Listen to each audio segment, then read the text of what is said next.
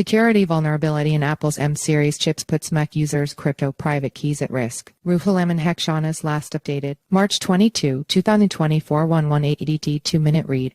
Researchers have uncovered a significant security vulnerability in Apple's M-series chips, raising concerns about the safety of crypto private keys stored on Mac computers. According to a recent report, the vulnerability, a side-channel exploit, allows malicious actors to extract encryption keys while the Apple chips are executing commonly used cryptographic protocols. Unlike typical vulnerabilities that can be addressed through software patches, this particular flaw resides in the microarchitectural design of the chips themselves, rendering it unpatchable. To mitigate the issue, third-party cryptographic software would need to be employed, but this could severely impact the performance of earlier M-series chips, including the MON and M2. Fundamental weakness in Apple's M-series chip security poses threat to crypto holders. The findings shed light on a fundamental weakness in Apple's hardware security infrastructure. Hackers can intercept and exploit memory access patterns to gain unauthorized access to sensitive information, including encryption keys utilized by cryptographic applications. The researchers have given this type of attack the name GoFetch exploit, which operates seamlessly within the user environment and requires standard user privileges like regular applications. Following the disclosure of this research, Mac users in online forums have expressed concerns and raised questions about the potential impact on password keychains. Some users believe that Apple will address the problem directly within its operating system, while others express greater worry if the company fails to do so. One user pointed out that Apple might already be aware of this flaw,